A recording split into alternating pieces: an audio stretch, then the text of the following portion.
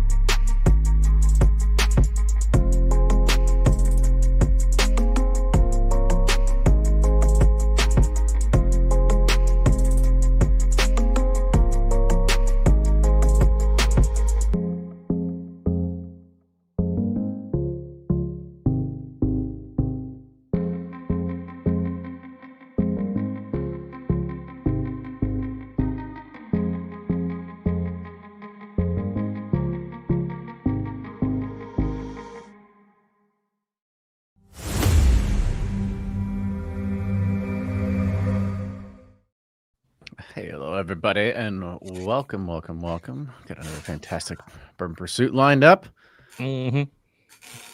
This is actually recording number 5 today for Ryan, Fred, and myself. So we are well prepared for this one. So y'all are out of words, and you want me, Eric, and Brian to carry the show? Is that what you're saying? I wouldn't be opposed to it. What else to do, right? Yeah, if you could just go ahead and just carry this, the less we have to talk, the better. We get still it's a recording week for us. We still got a couple more going on this week, so it's really exciting. I love recording with you guys. It's I've been looking forward to this week. It's been fun. Yeah. It's always fun. Lining them up for it sneaks up on us though. Yeah, we're never ready for it, and then all of a sudden it's here, and it's like, oh crap! And you're like, well, there goes my day, getting nothing done except talking to people. But also, then you all have like real world distillery problems, and you're trying to like interview people where you like got plumbers coming in, and then you're like you got to meet with people over certain things. Someone's at a dock, and I'm like, man, you guys, I don't know how you do it, Kenny. Like I just continue to be amazed and impressed, like how you're able to juggle things. When I don't even know when I'm having dinner with my mother-in-law, you know, so it's very impressive. Well, the good thing is we have Ryan and I, so if something does go wrong, I can just blame it on him. Well, and then he's got a whole nother business that's equally as stressful as this one, right? The lawn care company, like it's just unbelievable what you two are doing. You just drink a lot, makes it That's precise. Got me some bourbon. Oh, I forgot. Fair. There we go. Forgot to go live on Instagram. There we go. We'll get that. I'm proud of you. I appreciate it. All right. So this is going to be a good one. If we start talking about our bourbons, whiskeys, whatever it is, our favorites of the year. We won't say what is your ultimate bourbon of the year, because obviously breaking requires at least a 90-day period of figuring that out, and then everybody's got to have their lists, and nobody's want to do it on December 8th everybody wants to wait a few more weeks. So Yeah, just But how it rolled for us here. and you got to be last minute too, right? Like Oh, it's yeah. like, yeah, you can't. Yeah, what if one more comes out? I mean, It's true. Gotta It's consider true. it. That's the best point. Well, All right, hey, let's save Brian, that for the show. that's a real situation because of the government shutdown slowed a lot of labels. That's right. That's Yeah. real. Some would say there's another release coming out Friday that has a lot of people excited. I'm glad for the lead-in, Kenny. Let's talk about. All right, let me kick it off here. Everybody, welcome back to another brand new episode of Bourbon Pursuit, the official podcast of Bourbon. I am Kenny Coleman. Ryan Cecil here. I'm Fred Minnick. And we're going to be talking about some of our favorite bourbons of 2025 that we've got a chance to try, or maybe the ones that we're going to talk about that we wish we would have tried, maybe didn't get a chance to. But the good thing is that we've got a whole array of people on the round table here, and everybody's tried probably a bunch of different things this year. So who knows if there'll be a consensus or if it's just going to be a lot of opinions that are going to be going through here. But let's go ahead and quickly introduce everybody else on the round table. Starting off with my bottom left, we got Eric over here. Yeah, I'm Eric from Breaking Bourbon. Thanks again for having me on, and I'm looking forward to seeing what you guys pick too, because we're doing our favorites, so I think there's going to be a lot of diverse options here tonight. Yes, I agree. Brian. Yeah, thanks for having me again. It was number 113, and this is going to be all opinions. Now, a lot of them are all opinions, but this one is just as subjective as it gets. So, like Eric, I'm excited to hear what people think. But check me out at Sipping Corn and Bourbon Justice. And Bourbon Justice. And Mr. Sealbox himself. Yes, I am Blake from Sealbox, back here for the 113th time. I don't know if I've mentioned that before, that I've never missed an episode, but figured like the right time to say it. So this will be a fun one. I think this one and the January episode where we give our predictions for the year are typically two of my favorite shows, just because we're all tasting so much. Like, we all drink so much more taste way more than the average consumer, but we're all doing it in different pockets. So I feel like it's a fun way to just talk about a bunch of great products in one episode. Yeah, I feel like you'll have the most diverse list being. Yeah, I'm guessing my picks won't pop up, and I don't know. I think a few could pop up in others' lists, but yeah, it's a diverse list. That's the thing that I love about having Blake here, is because Blake has kind of gotten out of the media side. Not to say that you're completely removed from it, but honestly, when was the last time you got asked to go on a press trip? Oh, that's well, I think they banned me from them back in 2018, and no, but yeah, nobody's sending me press inquiries or media samples, media trips. Yeah, that's probably been at least 6 years since that's happened. So, but they're like, at least from the pick bigger a single guy. barrel. Please pick a zero barrel. Come. Yeah. Now they just want me to come pay them to visit, and which still fun, still a win. Yes, yeah. But like I said, the great thing about having you on here is that you're going to have a completely different aspect to this, because not only get to you choose how many single barrels do you think Sealbox picks in an average year? Selected by Sealbox, we're in like the 250 to 260 range. Total barrel picks, we're probably 350-ish plus. That could be a little higher this year. I haven't counted for 2025. Was mainly 2024 numbers. So a lot of barrels getting selected. But some of those, you go to a distillery and it's like, okay, we need to select for the next 3 to 6 months. You're knocking out 12 barrels over a day or day and a half, and they get, kind of allocated out over the next several months. So yeah, you see where we stand, Kenny. He never comes picks 12 for this. Hey, he picks a couple with us, and that's good enough with me.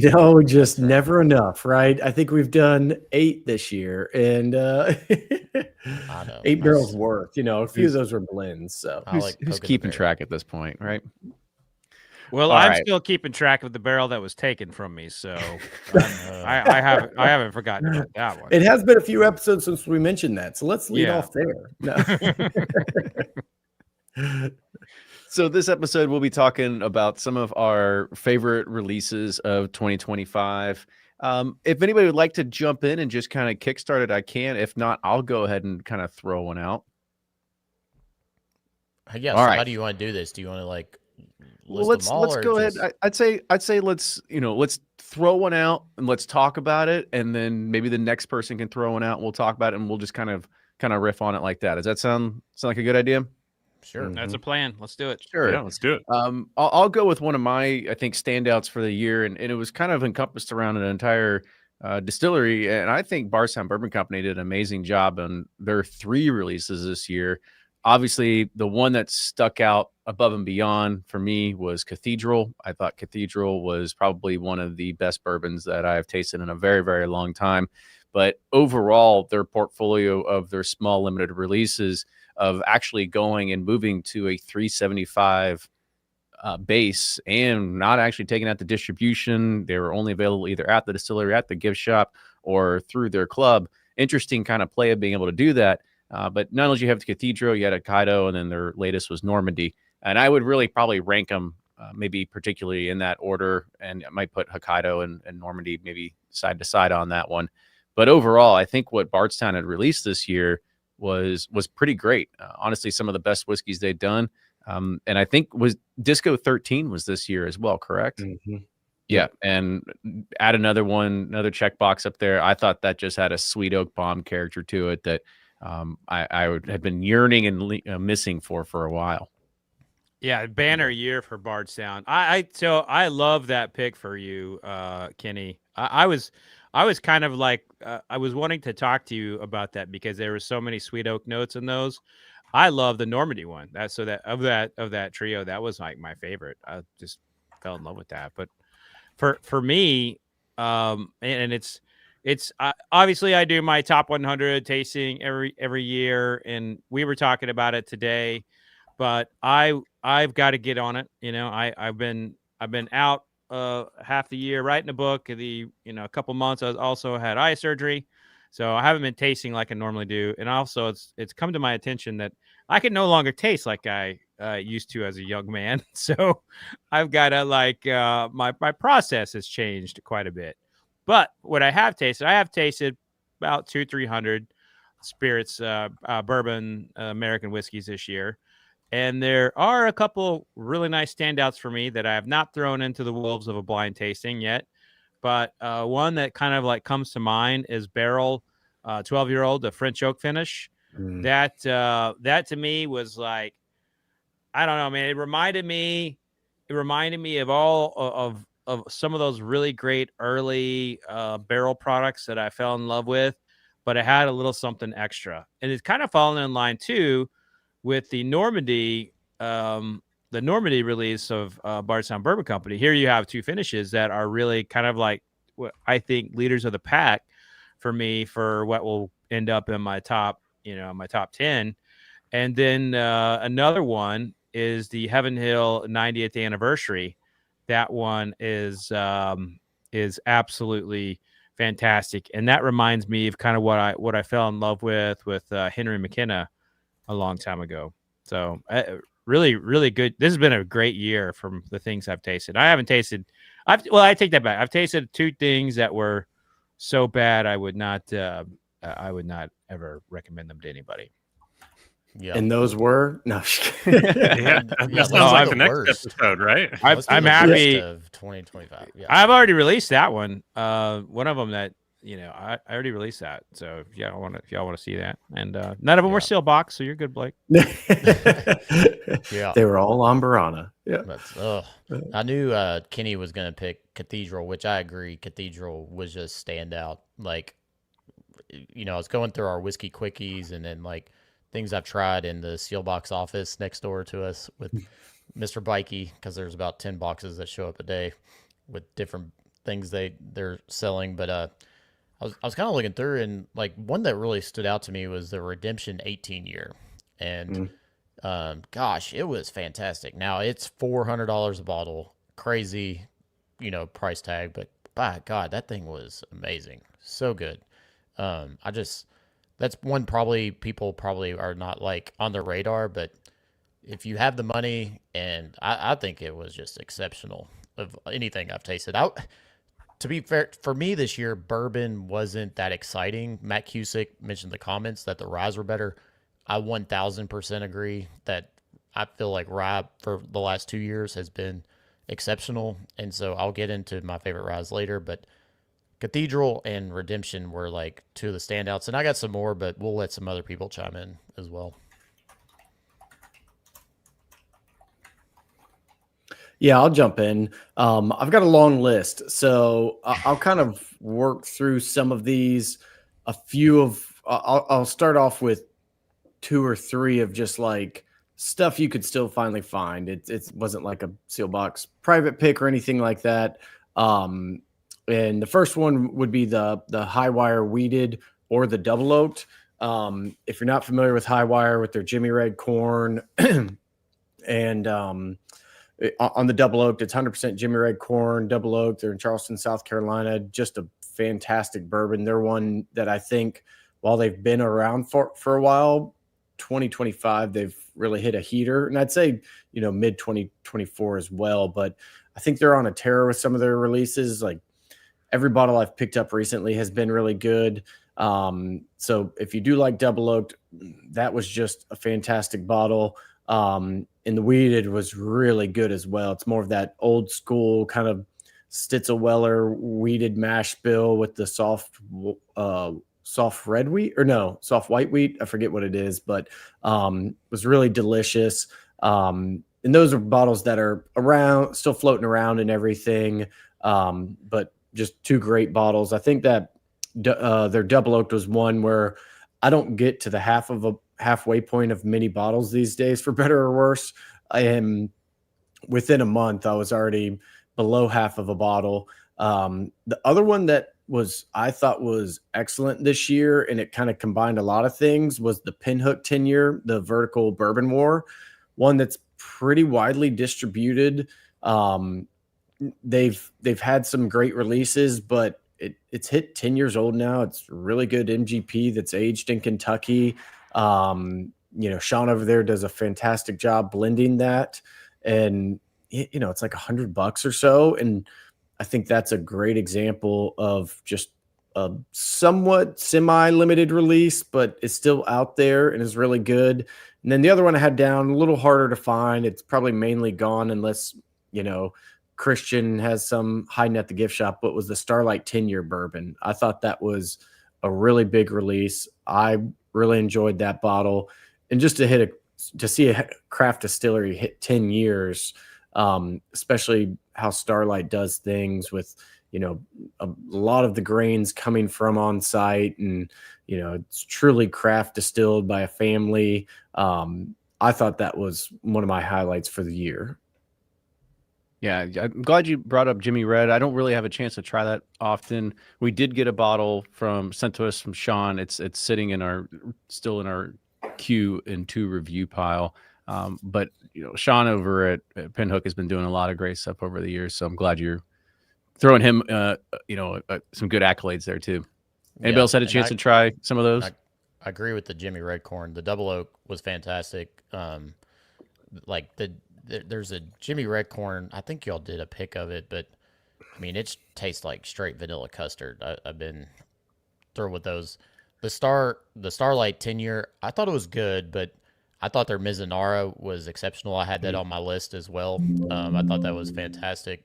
It won, I don't know, San Francisco or something, but it's been on a heater recently. Yeah, it's really good. Yeah. Yeah, I'm with you on the Jimmy Red. I hadn't had the Starlight, but man, the Jimmy Red, they are definitely bringing out some fantastic whiskey there. To my surprise, I mean, I didn't expect it. I think I came in with low expectations, but I'm with you on that, Blake.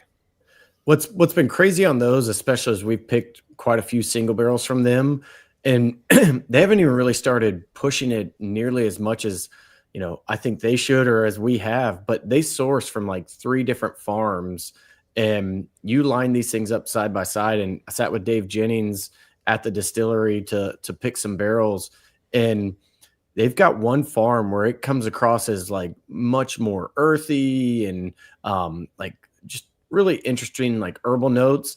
Then they've got another one that's like, it's that vanilla, it's that custard, and like just super chewy and nougaty.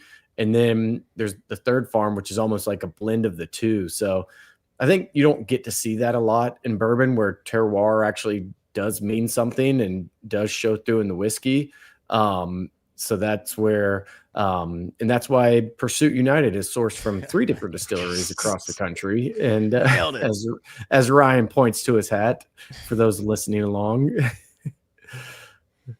I remember when all of those like corn varietals and everything, people were coming out with that stuff, Bloody Butch and everything. And I remember just like they couldn't dial in the fermentation to distillation. They couldn't get it right. And so now where we're at, they've had 10, 15 years of, failure and success and figured it out. And so now like we're going into a whole new territory that we have not had before with these releases. And it's really exciting for me. And I feel bad for the larger distillers because they haven't been doing it right. When they've put out some of these things, it's just like, licking a mothball that's been rolling around in the dirt. It's just they're not hitting it. Yummy. So these smaller guys have crushed it. And I just hope enough people buy it to continue rewarding that innovation. So the first one that came to mind for me came to mind because I just saw the new cola come out for a 7-year single barrel of Old Grandad.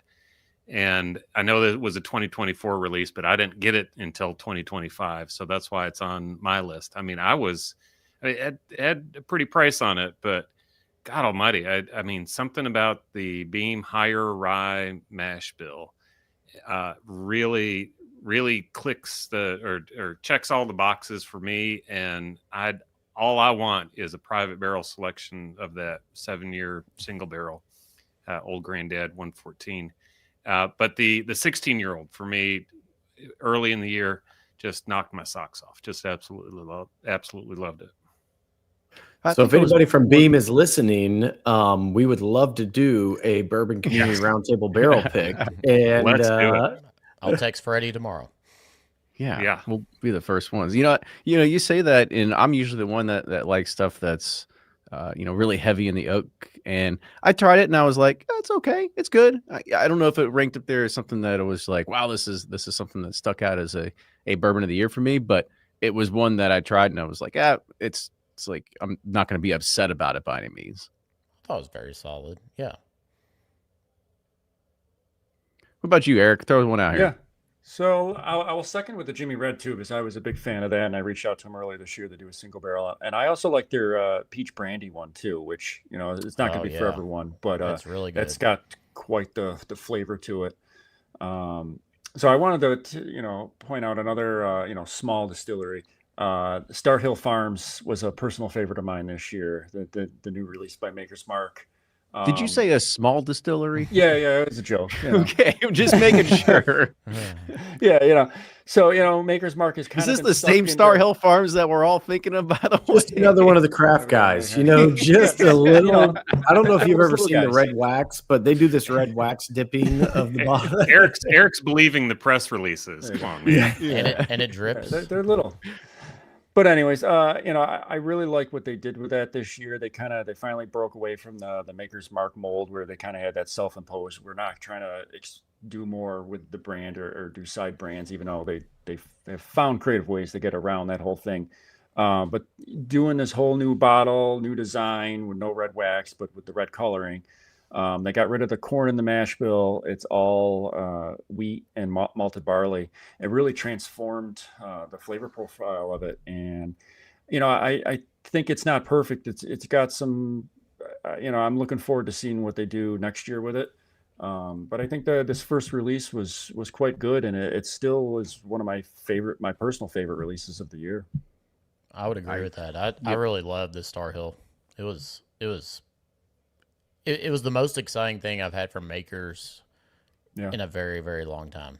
I mean, it was exceptional. I thought it was really exactly what they needed. Yeah. Yeah, I think it was really good. good thing that they have the behemoth of the marketing engine behind them, because I think if it was anybody else in the whiskey world that wasn't coming from, say, a Makers or a Beam or something else, and trying to sell another wheat whiskey would be a very difficult thing to do. But just because it's coming from Makers, I feel like people gave it much more of an opportunity to go and be something really great, and they actually got a chance to go try it. I think if it was anybody else coming out with, I mean, I'll tell you what, even if I think if Heaven Hill came out with another wheat whiskey and tried to compete against their own Bernheim, I don't even think it would work, because it just was something that, it's already been a part of their portfolio, so who cares? But this was one that I think that because they had Makers behind it, they were able to garner a lot of attention. And actually, I think Heaven Hill did come out with a wheat whiskey this year. Didn't have like a 19-year wheat whiskey as something? Yeah, the Heritage Collection. Yeah, the Heritage Collection. Yeah. Thank you. Yeah. See, didn't even make my list. Yeah, the packaging on that Star Hill's like exceptional. Great packaging. The liquid was good. I mean, the price was fair. I mean, I think they just nailed it with that one. All right. Well, I see some other ones in the chat. Looks like somebody like really enjoyed a lot of the Jack Daniel's releases this year. The Tanager Rye, I think that one was a very solid. And They had a maybe Tanager Rye. I thought it was just. Or sorry, Tanger Hill. What is it? Tanger Hill Rye? Hill. Yeah. That's what it is. Thank you for correcting me there. But yeah, that was, I thought, it's a solid rye whiskey offering. We don't even have a chance we haven't reviewed it officially yet, but we did get a chance to actually try it. And I, again, thought it was a solid rye coming from them. And especially when you start approach those 130 plus to 140 range, then people just start losing it. Yeah. I had the Tanyard as that was probably one of my I mean, selfishly, I think our triple mash batch 10 CF is the best whiskey out there, but I can't say that, but I'm going to say it anyways. But the Tanyard Hill was absolutely exceptional. I thought it was fantastic. Also the Woodinville 8-year rye, absolutely loved. I thought it was really awesome. And the Sagamore 10-year rye, I know is not their distillates, the MGP, but had a sample of that a couple weeks ago. It was really well done. I got another rye to throw in with that too. Is the old Overholt 12-year is one of my personal favorite ryes of the year too. And it's surprisingly quite a big jump in quality from the 10-year and the 11-year, which were already really good. But I think the 12-year is hitting a real sweet spot for them. I didn't get a chance to try that one this year. I haven't tried that one yet. Mm-hmm. It's only $110. It's great value. It's going to keep getting older too with this our setup that we got going on here. Everything's going to be barrel proof and have good age on it. Yeah, very much so. I'll throw. Go ahead, Blake. I was gonna say I'll throw one more rye in there while we're on the rye topic, and it's kind of on that a little more obscure, but we did a barrel pick from Woody Creek out in Colorado, and this one was, I want to say 10 years old, maybe 9 years old, but it was hazmat. And I know I have my thoughts on hazmat, but this one was fantastic. Like when Brian and I were talking about it, he's like, honestly, it reminds me of like 2006 Thomas Handy, or I forget, maybe it's 2009 something. It's just like this super, I mean, there's like no better word other than just like crazy flavorful rye, like, some citrus notes, some spice notes, some sweetness. Like it was fantastic. That's kind of an off the radar one, but lots of good ryes this year. Yeah, I can vouch for that Woody Creek. Like probably every few weeks, Kenny, Brian comes in and he's like, just brings a glass, is like, you got to try this. Taste it. You can see when his eyes light up and he's just ready for you to taste it so you could feel the same exact energy. Yeah. Kenny wasn't up there today. I think he was like hanging his tools or something in the downstairs, but he brought that Woody Creek rye, and I agree, man. It was exceptional. It was fantastic. Mm-hmm. I'll tell you who else has had a nice little rye, and that's the United Boys, Pursuit Boys over here. They just dropped something off on my my doorstep, and Ryan's like, I think you're really going to like this rye. I think you're going to like it. I'm like, okay, you're not going to impart your little You're not gonna impart these little mind melds with me, Ryan. And I tasted it. I was like, damn, this is really good. So yeah, that's a good one. I'll tell you something. Like I like Jacqueline. You know, my wife is a big bourbon drinker, and her favorite of the year is Elijah Craig Barrel Proof, the C9251. And she liked it so much that she basically killed the bottle over the course before I was able to actually review it. So I had to get another one. But she's like, this is Good so sign. That's a good sign. yeah, it's a good sign. You know, she's kind of one of those proof hounds. So, but that was the best of the series. And Heaven Hill usually does good with those barrel proofs, right? But I thought the Larceny A125 was one of the worst releases of the year. Absolutely hated that one. That was awful. But the C release was fantastic. So although they are usually very consistent, those barrel proofs this year were not consistent at all for me. You know, there was a lot of talk. Buff turkey. Were there any good buff turkeys that you were like, wow, this is because I mean, don't be wrong. 2025 was like, was this the first year that buff turkey was ultimately like really released? There might have been a few that sold out. First time they talked. Yeah. Okay, there might have been a couple depends on- before, but this I was don't a know. Did full, people full drink calendar Saffel year. back in the day? Did people drink Saffel and Old Rippy or? Yeah, well, I mean that too. Well, I'm just thinking. I mean, it was But this was like the first embracing of it. I would say that, and there were a lot of good ones out there. I mean, like Dark Arts had some really good ones. I had Bourbon Deluxe on here, the 8-year, which I thought was fantastic, but their 16-year was obviously Buff Turkey. Blendery, I know they do some. OKI we did a single barrel of it from OKI that was really good. And you know, I know I'm biased, but I kind of like all of those. They all kind of hit that sweetness range that I really like. None of them are like crazy complex. Sure, some barrels are better than others, but they all fit in a pretty tight profile and are like from above average to exceptional. And I've tried a lot of them. So yeah, I was about to say, I was like, it was definitely a big year for Buff Turkey, considering how many people were releasing stuff on it. But I didn't know if it had cracked anybody else's tops on the list over here. Well, I think on Box Friday, Gold some 15. people will start to say that the best Buff Turkey of the year was released this upcoming Friday. But Is that what it is? just, Okay. you know, follow your link to Sealbox and Google Bad Show for it. I did like Derek Trucks' Ass Pocket Yeah, Whiskey release. They did That was 15-year 200. that was my favorite probably that I had. Now, I had the majority of it while I was on stage with him drinking it straight from the little 250, so that might have had an influence on it. So I won't say that I gave it a proper, review there, but man, he's actually done really, really good work with that brand. I've really enjoyed it. Yeah, and other people were talking about Reveries being great, as well as Dark Arts having some really good buff turkeys this year too. Yeah, those buff turkeys were fun. They were, I mean, some of them were kind of consistent of that raspberry, strawberry, like fruity note that was interesting and exciting. I love fruit in my whiskey, but they were kind of all over the place. They were like, and so I don't know. Buff turkey's great. I'm ready for it to move on. Hopefully you're out of them, Blake. So no, I'm kidding. And it is going to move on, right? I mean, this is pretty much it, unless anyone tanked it or anything else. I mean, there's some younger stuff of it on the market. Oh, still.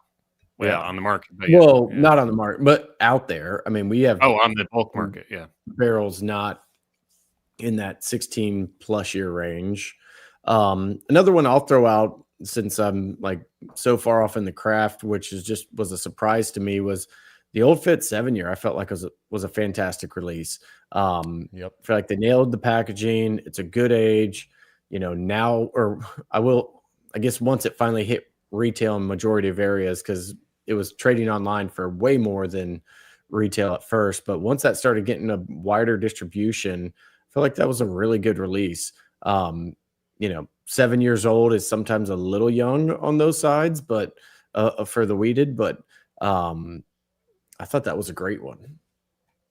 Yeah, I agree. I think the younger Old Fitzes are really good. Like you get those 7, 8, 9s, they're so solid. And I know some people are like, I want the higher age ones, and they talk about the VVS, which the VVS was exceptional, no doubt. But I agree that 7 was really good, Blake. I was also a really big fan of the 9-year too, the spring release of the decanter bottle. I thought that was just a really good, kind of straightforward, just slightly elevated over the 7-year, cheaper version.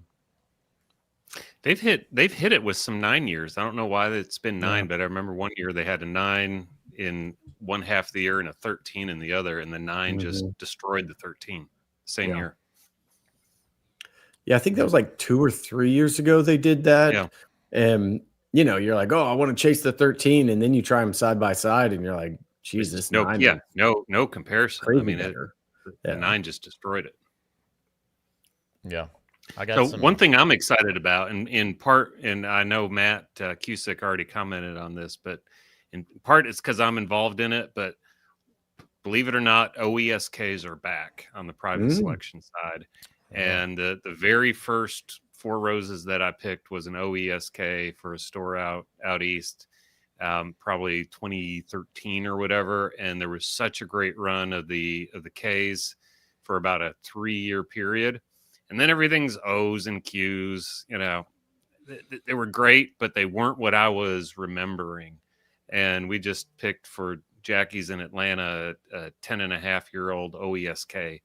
And I tell you, it's back. I mean, start looking for those on the private selection shelves, because I think there's going to be a run of OESKs coming down the pike. That's good to know, because, yeah, I agree. The Four Roses single barrels have kind of been like, I mean, they're good, but they're not like what they were in 2018, 2019, 2020. And so that's really good to hear. That would be a good topic. I know it's not tonight's topic, but I know they're doing a lot more of the single barrels that they just send out. And so I feel like a lot of stores are like, well, hold on, I wanted to go pick my own and find the recipe I liked. And it's like, nope, now you just get the red label single barrel, and maybe you get some, maybe you don't. I wonder if they're receiving pushback on that, and that's kind of why they're starting to roll some of those back into the program. It's good theory. Yeah, don't know. We'll have to. Nobody wanted to bite for my tangent for the night, was it? We're gonna have to go ahead and just put a pin in that one for later, buddy. Yeah. I got one that I'll probably get shit for, because I've talked shit about this category for a very long time. But I have a honey finished bourbon on here that I thought was really, really good, and it's actually the Beekeeper from Sealbox. Yes. I thought. I mean, I've tried a lot of honey finishes as I'm trying to understand the consumer mindset and why they like this shit. And is that the best backhanded compliment you've got tonight there, Blake? That was the best compliment I've ever received. Like, why do people think this crap sucks or is good? Like, it sucks. Yeah. But I really thought the Beekeeper was really well balanced. A lot of great honey flavor, ton of fruit. Like I thought it was really, really good, man. I thought it was well done. You gotta use the right honey. Yeah. Well, here's going along the lines of things that you normally don't like, Ryan. I normally do not like a distillery's first release. Like usually their first release has got flaws in it. Maybe they show promise or whatever, but I tasted a distillery's first release. I'm not saying it's going to make the top 100. I'm not saying that at all, but I'm saying I liked it. And I was like, if this is where it's at 4 years old, I can't wait to see what Jackson Purchase is going to do at, 6, 7, 8, 9. Yeah, that was really good. Jackson Purchase really, really caught my attention with their first release. I thought it was absolutely fantastic for being so young. Yeah, we got a bottle of it. We cracked it open and tried it right there. And basically, the guy that helps run their contract production outfit for them now, we sent him a message. We're like, "Yep, it's pretty damn good. Good job, y'all." Yeah, it's about we don't have any money to tried put that down one at KBF. I was impressed. They're really them and Silk Velvet, kind of on the same thing that Fred said. A lot of times you're like, I don't know. Like you got to figure it out some before you really get going. But those two for me were both like, no notes. You kind of you nailed it on the first go round. Just keep doing this consistently, and you're really onto something. I'm glad you got it. So I actually had Silk Velvet written down here because we had reviewed Silk did Velvet too. very, very early in the year. And it felt like from when we reviewed it, it was just, and this is Jacob Call's thing, right? Is this his second coming of it, I guess you can call. Well, he's a part of it. I don't think it's. Well, I could be wrong.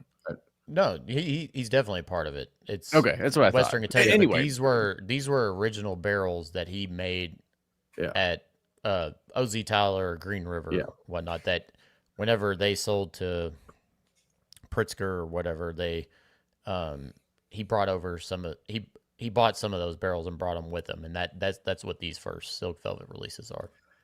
Yeah, Because you read the stats on it and you're like, oh, it's 75-21-4 from Green River, yawn. I mean, there's a million of those out on the market, but when you try it, you're like, holy shit, it's really good. Which is so crazy because I can remember reading Fred's reviews whenever OZ Tyler was first putting stuff out, and it was not good. And I don't know if that was when they were still trying to do like that hyper aging side of things or what it was, but yeah, it was all that Terra Cincha stuff. Yeah, but I mean, those now are some of my favorite barrels. Like I like seeing them pop up a bunch of different places just because I think it's great whiskey. Agreed. Yeah, and I was about to say is it just was one thing when we had talked about it earlier in the year, and then all of a sudden we go to KBF and everybody's lining up for it, and so the word must have gotten out pretty quickly about what they were doing. So hats off to them; they're doing amazing things. And there's another release that it's kind of I enjoyed it, but it was a little polarizing in the chat. Was Baumburger's PFG, their performance fishing gear release this year. For me, I really, like I said, I enjoyed it. It had this crazy red tint or hue to it, and maybe it was because of the label being red. But I remember when I saw it, I was like, well, this looks like it's grenadine in this damn bottle. But what did y'all think of it? I liked it. I thought it was really good. I think that was one of the first things I reviewed this year. That was an early spring release, right? Yep. Yeah, that was. I happen to have liked that, quite a bit. I mean, without going back and looking at my review, I have no idea what I said about it, but I just remember liking it. Yeah, I enjoyed it. Yeah, I thought it was very solid. It wasn't my favorite, but I mean, not to say it wasn't. It was really good. Like, so if you got a bottle, you get a chance to buy it. I think it's worth the purchase. It just wasn't like in that top, like 10 for me, but it was really, really good. I never did try it. I mean, what was its story? Anything? They had like a finish on it. It's a French oak. Yeah. It's a precision fine grain. Yeah, so that's actually what the PFG stands for. So they like to get fancy with their proprietary but not so proprietary type of terminology and products. We only have French oak that's available to us and no one else. And then you're like, well, everyone else has access to this French oak, Michter's. If it wasn't meant for a cathedral, I don't want that French oak. No, just kidding. Actually, Steelbox 10-year double oak was French oak. So the thing about Michter's is they are so intriguing for every single thing they do because they have such a low barrel entry proof. And like, so they even though someone could have the exact same barrel, I mean, they're going to have so much more solubility within those additional secondary barrels because they're going in the barrel at 103 proof. And in some cases, that proof continues to go down. Sometimes it'll go up, but they're going to be lower than everybody else. So I think they are an incredible case study. I know this would never work, but let's say like everyone gets the same lot of French barrels, and these distillers work together to see who has the best flavor profile that goes in the barrels. Same age, same mash bill, but you have your cooking techniques and you have your barrel entry proof techniques. That would be a fun exercise one day.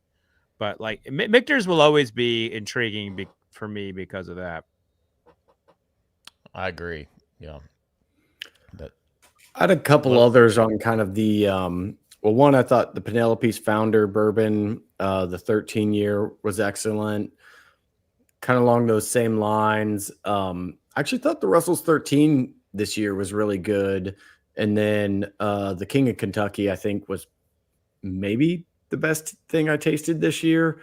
It was a small pour. It's within a tasting, but that, because what was it? It was 17 years old, I think, was this year's. And I think King of Kentucky is one of the very few bourbons that I would almost push Stag out of my favorite if I could only choose one bottle.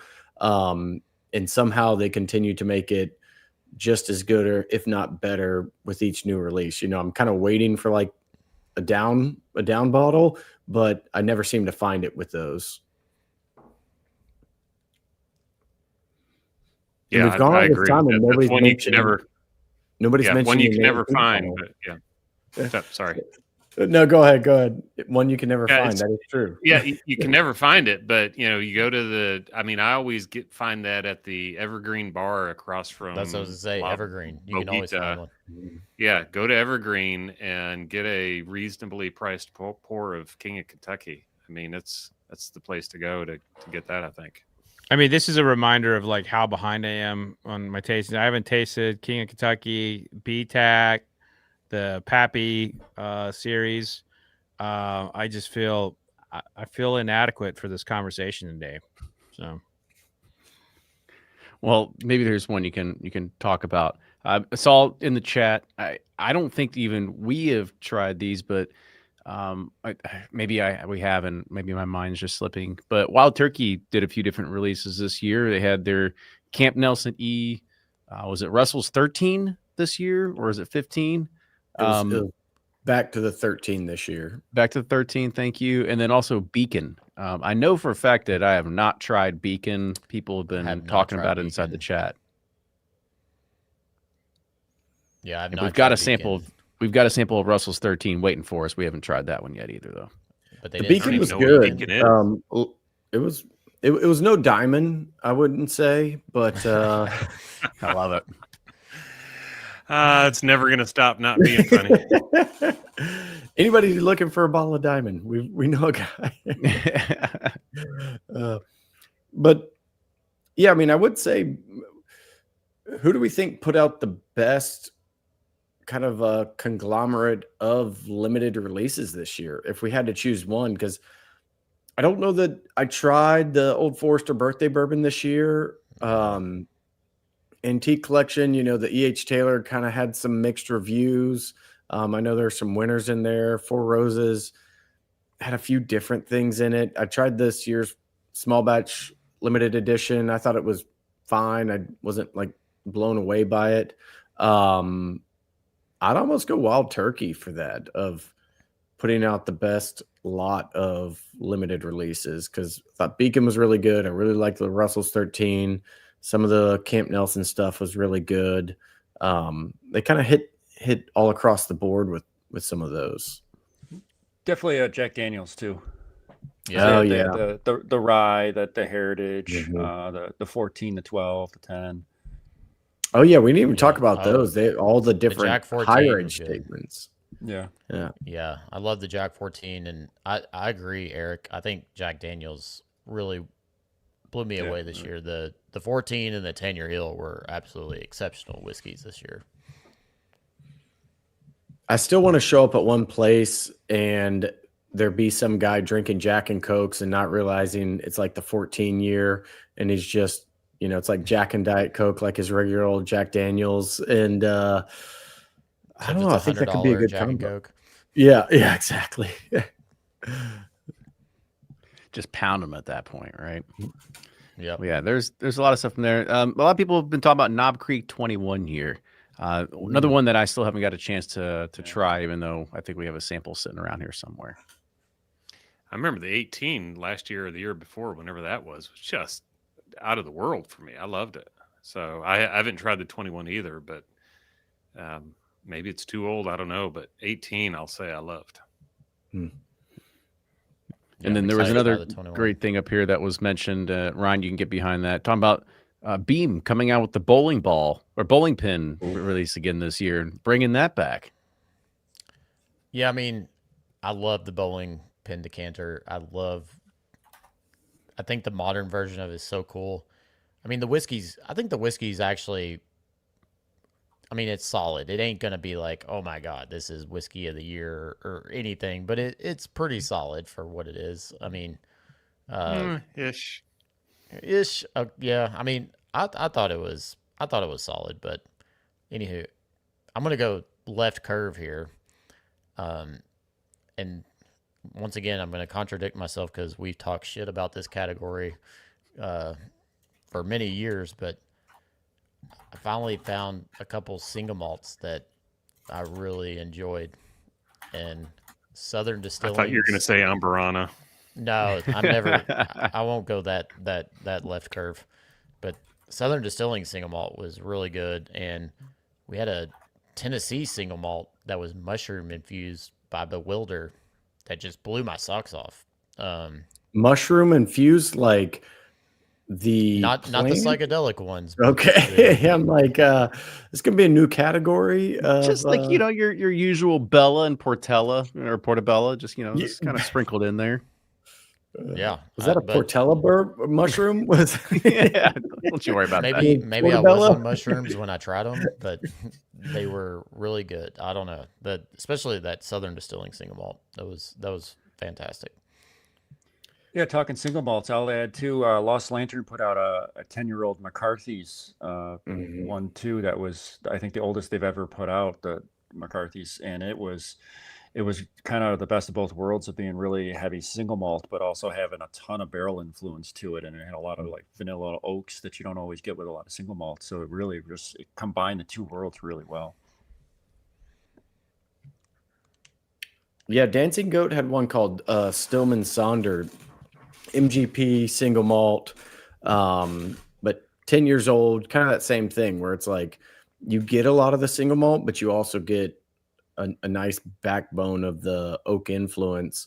I don't know. Could we actually, I guess we'll save it for the next episode of predictions, but could we have a run of American single malt? I think I just got quoted in an article saying it's not going to happen, though I wish it would, but is now the time? Is now... We'll see.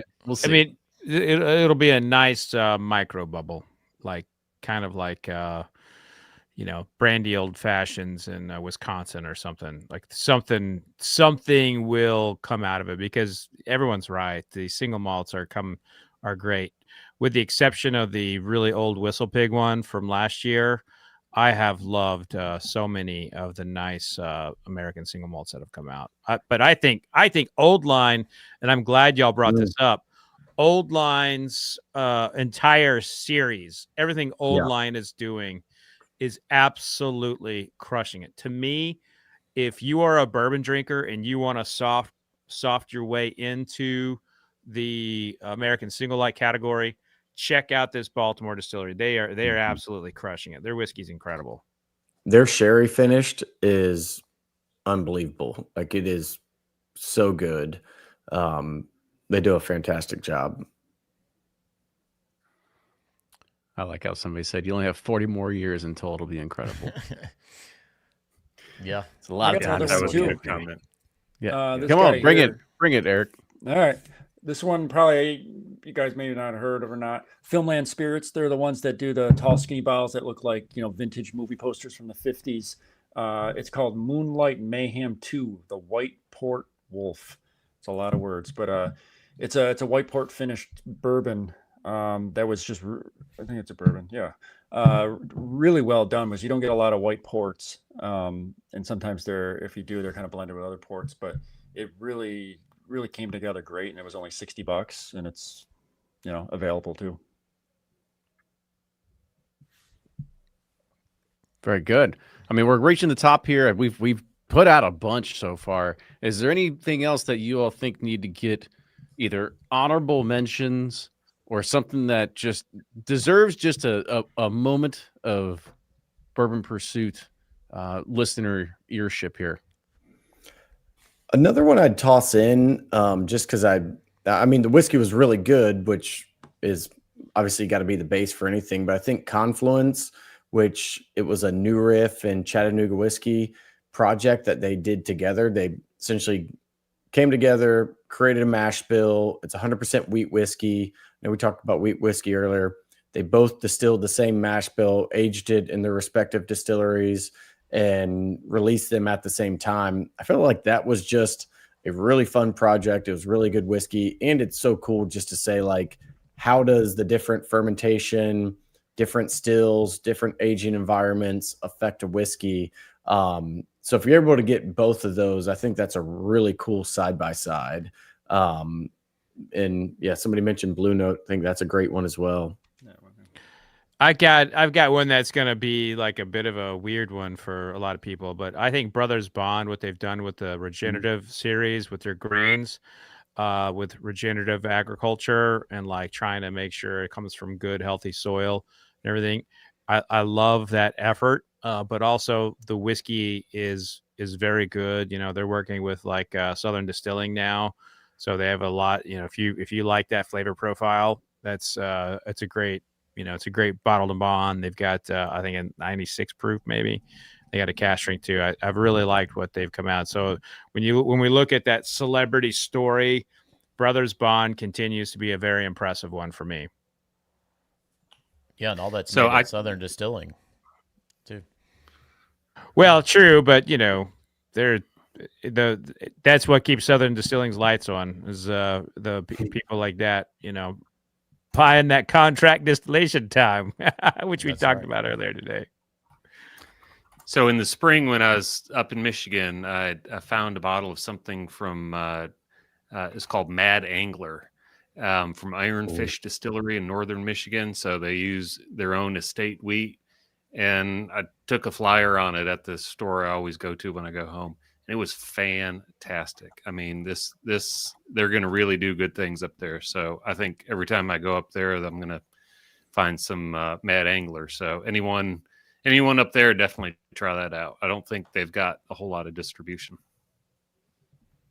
Mad Angler. Very good. All right, cool. Love it.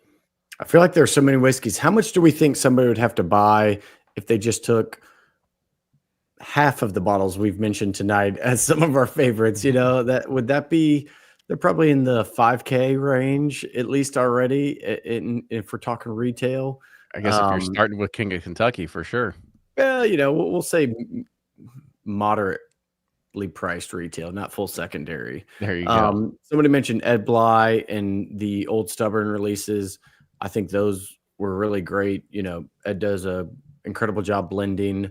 And really the Old Swagger for being MGP bottled and bond, that was a great bottle. So really good ones. I think all this to say there's a ton of good whiskey out there. So it's a drinker's paradise right now.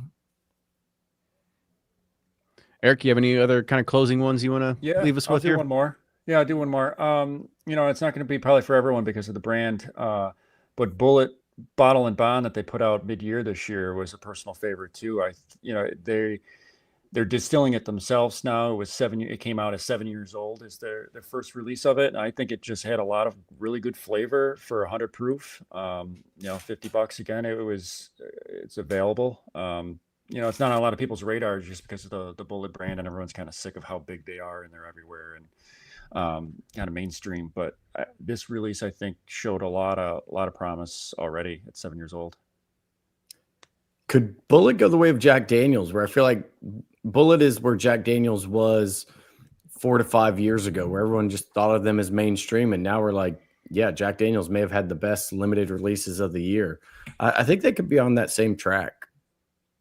I don't know. Diageo will screw it up. But Jack had always also been distilling for a long time, and they had. I feel like Bullet's got to be sitting on some older stock somewhere, right? I'm just telling you, like they will find a way to. No, it is like they will. So it's a Scotch company, right? Their portfolio is in very heavy Scotch, and of course they own Guinness. Bullet is like. They had to work so hard to get Bullet appreciated within the whole Diageo portfolio And what they did with that brand is it would be to me, it would be one of the greatest big whiskey stories there is, if not for the fallout with the founder, Tom Bullitt, and his daughter. That's a whole, scoop of drama that we don't have time for on this show. But if not for that, like, we would be talking about that as one of the greatest big league whiskey brand stories, what they did within Diageo. And the fact that it's still going and they're still doing great, to me, is fascinating. But will they put the resources into it to market it over Crown Royal when it gets to that point where it's like, now they have to decide, are they going to put Crown Royal first? Are they going to put Johnny Walker first? Or are they going to put Bullet first? Bullet is not winning that conversation. And until Bullet can win that conversation, it will not. But I do believe that if Diageo pumped their resources into Bullet, I think it could overtake all American whiskeys. But they will not. They will not do it. They're going to focus on Crown Royal and Johnny Walker before they focus on Bullet at that level. To make that successful, you have to have Bullet Blackberry, Bullet Peach, Bullet Apple, and that's the only way it's gonna. What's the only way it would work? Yeah, I mean, listen, what Crown has done is, you can't deny it. And when they're with the negotiations with Canada, when Crown Royal, when they announced that they're going to move bottling operations to the United States for Crown Royal, that was like, everyone was like, that was the biggest gut punch for that country. They were like, no, you can't. No, I mean, it's awful. Like, it's like that's their DNA. It's a Crown Royal country. They didn't want to lose that. So some say that's what started the tariff war. Was that right? That one gut punch. Like, you're not wrong. You're not wrong. You're not wrong. There could have been some of that pent up animosity that came whenever all that was going on, and all of a sudden they're clearing the shelves of everything American in a liquor store. And I actually wouldn't be shocked if that was played a part in why it was so quick to react to anything American whiskey. I got two more. That was a weird time. Sorry, I got two more that are fun one-offs that you may or may not be able to find, but Blake can tell you if they're available. I thought Nashville Barrel Company, this barrel number 3528, it was a 9-year bourbon, Kelvin. I think it was MGP in a Kelvin barrel.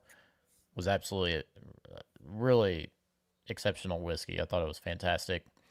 And then Brian the other day came in, brought in a sample of his Pikey Blue double oaked, and I thought, I mean, that was freaking killer. And even Kenny was like, and Kenny hates everything, and that's true. He was like, "Damn, that's pretty good." I think that one's gonna be exciting. I'm excited for that one. Is that the same as his the one he released, but just double oaked? Correct. Yeah, I don't know. Wow. Exceptional. Yeah, so slightly older, and then two different finishes. One was a Zach Cooperage 72-month air dried stave, and one was a Speyside Char No. 3 barrel, and then an unfinished barrel. But yeah, I mean, that one, those Zach Cooperage barrels, I think we've talked about it before, but they had so much of this like custardy creme brulee notes on those older air dried staves. It adds such an incredible flavor that I love it. And yeah, I wasn't going to bring up too much of our own because I know that just sounds way too self-indulgent, but that release is fantastic. It's dropping on Thursday at 3. So there you go. I didn't know. And thank you for doing that, Ryan. I know there's one more that I am still really excited to try before the end of the year. They just had a release party for it last week, and we just got a sample delivered, I think 2 days ago, or it was Friday last week. And that is, I know Fred had just talked about Diageo screwing everything up, but Blade and Bow 30-year-old. So from what it looks like and what it sounds like, it's all Stitzel-Weller. So we'll see what's going on with it. Yeah, well, you know what? This whole episode, I want to point out that I have been saying that Four Roses would be acquired every year. So this could as we close out this episode, let's give Fred his time. That's eventually true. He was it's gotta right. be He was true. right the whole time. And so maybe this is the things change for Diageo, right? And they're like, you know what? We're an American whiskey company now. You know, maybe today is the day, and I will eat crow.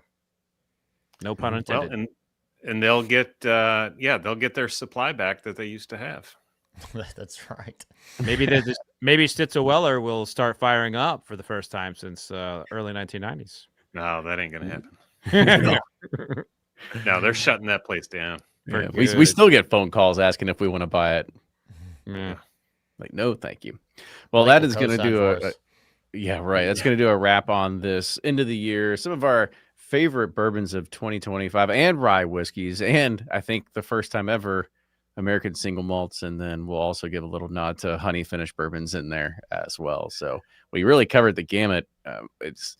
I know there's been a whole lot of like, oh, was it really a good year for bourbon? A better year for rye? Honestly, I think it was a great year. I know we've talked about this time and time again, and I think that it just goes to show you that this is the new renaissance that we're living in with bourbon. Is we're not always relying on the old guard to create what's going to be considered some of the best bourbon we're going to have this year. I would say we were probably moving somewhere towards 60% of stuff that didn't come from the old guard. It made some of these lists this year. And maybe it's a changing palate that we have, or maybe it's just because the whiskey is just getting so much damn better outside of that. And it's starting to really compete for our attention and our wallets at the end of the day. So love to be able to see that. And it doesn't really, and this goes to show you that doesn't mean just because you have high age on everything is it going to make a top list. There was a lot of stuff on here that is right there in the middle that just is now punching above its weight class. So very good to be able to see it's happening inside the American whiskey world. But let's go ahead and give a quick sign off once again, starting with Eric down here. All right, guys. Thanks again for having me. This was a fun conversation about our favorite whiskeys, and it just so happens we are doing our best whiskeys, the best whiskeys of the year on Breaking Bourbon this week. So if you want to, read about some more really great whiskeys, come join us this week. I'm sure everybody's be waiting for the email drops. I can't wait, Eric. Brian. I'm definitely tuning into that. Brian was sipping corn, Bourbon Justice. This was a great show. I just love seeing the variety of opinions and appreciating how many damn fine whiskeys there are out there. So see you in the new year, guys. And Blake. Yeah, Blake from Sealbox. This is a fun one. It's really fun to go around the table and think about all the whiskeys we've tried this year and what sticks out to us. I'll leave one last final recommendation because I thought Rare Character was going to pop up. I think they put out some really good whiskey along the way, and I really liked a lot of their bourbon rare and limited releases. I thought those were really good. But yeah, it's a drinker's paradise right now. There's so much good whiskey out there, all price points, all age statements. And so, yeah, I think we can all enjoy while it lasts, because who knows, it may not last for forever. So thanks again for having me, and look forward to jumping on the next show of predictions. Yes. Predictions coming up. And we are going to last forever. The Roundtable never dies. The Roundtable never dies. That's Others may, but that's good. Let's get that tattooed somewhere. Let's do it. On our barrel pick for old granddad. 7 years. We're all getting a Roundtable never dies tattoo. Let's show them I how love hard we are. Yeah. But it's got to be a neck tattoo. I want. I was mine gonna say face. All jelly roll, like somewhere right here on the cheek. Okay. Well, guys, thank you again for joining. Thank you, everybody that tuned in live and you were a part of this. There were up to almost 200 people live here join at one point. So it was great to be able to have you all on here. And if you do like the show, make sure you share with a friend, leave a comment, subscribe, like, share it with everybody, even the people you hate. That's the best way to make sure that everybody knows about the Roundtable, because you see the guys that are on the TV show here with me tonight. I hate all of them, but we're all good friends at it. And so that's the reason why we're still able to keep going here. But again, thank you all for joining in. With that, cheers, and we'll see you next time. Vodka sips. Toodles. Cheers. All right. Good one, guys. Good. I need a closeout. I think I'm just gonna start like yelling "Roundtable never dies" at the end of every episode. I think And then give this. That's good, actually. look like William Wallace and paint my face blue real quick. And Hold. Freedom. No that was good. Amberana, huh, Ryan? I really thought you were going to say Amberana when you said malt. Not a single No, I still have yet I- to find an Amberana I like. Christmas that rye. Humidor But batch. Sorry, you Blake. could be Give you that could be humidor in the batch. Fred train with the humidor blend where it's like, okay, I don't hate it. True. Yeah. I did try. All right. The Christmas rye was tolerable, but it was just the Amberana and the finish. You just get it, and it's just me. I agree. I'm an anomaly. It just Amberana. No, just you're doesn't do it for me. the tides have swung opposite of Amberana. It's a much more vocal, oh, I hate everything Amberana now than it has ever been before. So you're not in the minority on that one. So we I did would our say. job, is what you're trying to say. I like the. I still Beekeeper. like it. It's still good. Well, at least, but now it's a 2% Amberana. Yeah, I mean, that's, like it just adds a that's all we spice can put note. in. You That's all it know, I needs. thought as a master blender he would appreciate my subtle touch of Amberana with the humidor, but It was a nice touch. No, it was one of the So better. on Friday, I'm doing a tasting with the Humidor blend, Voyage, and Peerless Toasted. Any predictions on that? Are you like just tasting for yourself, or is this for a group? No, or- it's just it's a buddy who has an insurance agency. Gotcha. what which voyage is it? Is it like one of their weededs or It's the rum pot still from 2 Oh. years ago, yeah? 3 years ago, 3. I whatever think it we was. take that down. Jamaican rum. I don't want to make any crazy predictions, but I think. I think just because in my predictions with all tastings is the sweetest, punchier one always wins out. Yeah. And I think that could have it. I could be wrong. I'm wrong 90% of the time. So and I think for that, but no, I agree with you on that. And I think for that reason, Peerless will be third of 3. Mhm. The rum's going to get a lot of attention. Rum will get a lot of attention. I would Yeah. I would agree. I think that's going to be the And that one's pretty. It's got you know it's rum on that one. mhm. Are we Yeah. talking about a Jefferson's Ocean rum? Is that what it is? No, it was Rum a finished. it's a Voyage, Wild Turkey. Oh, okay. Sorry. For some reason, Yeah, I when you was say thinking the same Voyage, thing. I always just go just back to thinking- Jefferson's Yeah. Ocean. Well, that's You gotta why I think asked of at the first boat, because I was like, hold on, which one are we like? Which voyage is it? They were up to like Yeah, yeah. 82. Sorry, at yeah, this no, the point, Wild but then Turkey we said voyage, rum finished. Wait, and you said pot Um, stilled? Yeah, it's Well, a Jamaican pot It's a still. Jamaican. It's Jamaican pot still. Got it. Hampton, I think, is who it Yeah. is, or Mm. one of those. Appleton. It's Appleton probably Is it I mean, Appleton? because it's Campari good. owns I Appleton. really like it. Yeah. Oh, Oh, yeah. that would make sense. That would make sense. So I'll report back, Blake. Maybe we'll get I think the Christmas rye will do Humidor well on that. blend. Humidor blend. We'll see. Or the humidor Yeah. blend. Which one was it? Christmas rye or humidor? I'm doing Humidor, Both. not Christmas. Yeah. All right. I'm going to go ahead and end the stream. Thank you, everybody that was joining us live. Appreciate it. And we'll see you back on, I think, January 5th for our predictions episode. We'll see y'all later. See ya. So yeah.